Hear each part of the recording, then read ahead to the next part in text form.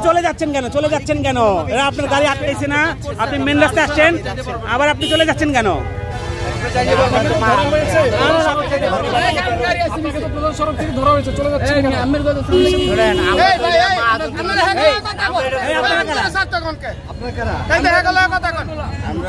আমরা তো জনগণ। আরে খারাপ না কথা বলে তুমি কথা বলে কি দোষ? আমরা তো বাড়া চালাই গাড়িটা তুমি যে বাজারে বুঝেন আমগো আটকাইলে তো আমরা আটকাইলে আমগো তো আটকাই না সারে কেন না আমরা যাব কথাটা বুঝেন। আপনাদের কি পুলিশ আটকায় না এটাকে? না আমগো আটকাইলে আমরা যাইতে পারি কোন আমগো বিপদে অনেক লাভ আছে। আইনের লোকেরা যদি প্রথম থেকে না যায় যাইতে পারি কোন নাহিন ব্রিফিং আমার উঠতে না যায় আমি যাইতে পারবো নাহিন ব্রিফিং আছে আটকাইলে তো আমগো বাধা দিতে যাইতাম না।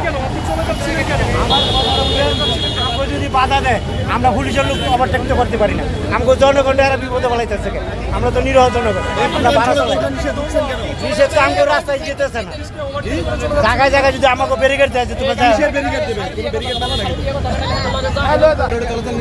আমি মানা করছি যাত্রী নিয়ে স্যার আসবো না। মালিক গাড়ি নিজের মালিক না নিজে মালিক না মালিক আছে গাড়ি? স্যার আমি নিজেই মালিক স্যার, একটা গাড়ি আমার স্যার। আপনার ভুল হয়েছে এটা স্বীকার করেন? স্যার আমি আমার ভুল হয়েছে, আমি আর আসবো না। আমি কানে ধরে তো এখন আইন তো সবার জন্য সমান। জি, স্যার। আমরা দেখতে পাচ্ছি অনেক প্রতিবন্ধীর গাড়িও নিয়ে যাওয়া হয়েছে। আমরা সবার জন্য কানে ধরে তো বলছি আর কখনো আসবো না স্যার। জি না স্যার, হাসি না, আর আসবো না স্যার।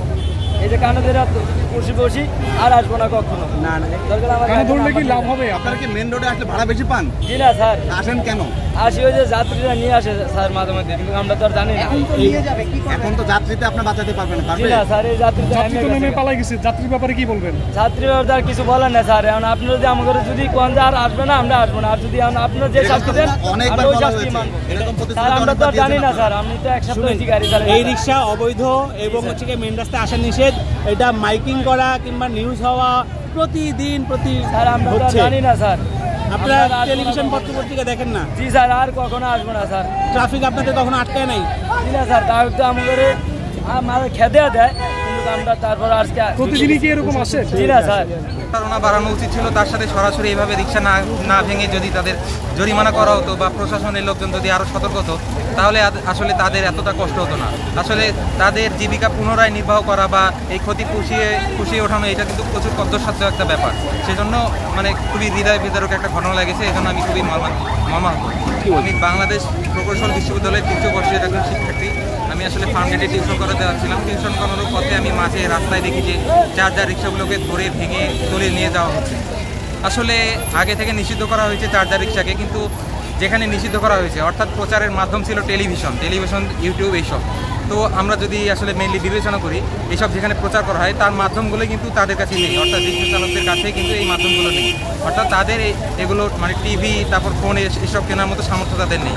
অর্থাৎ আমরা যদি বিবেচনা করি ম্যাক্সিমাম রিক্সা চালক তারা কিন্তু জানেনই না যে আসলে এই বিশ্ব রোডে চার্জার রিক্সা নিষিদ্ধ করা হয়েছে। তো আসলে তাদের দিকটা আসলে বিবেচনা করে দেখা উচিত ছিল। তাদের যদি রিক্সা না ভেঙে জরিমানা বা এরকম কোনো কিছু করা হতো, তাহলে কিন্তু একটা যৌক্তিক পদক্ষেপ হতো।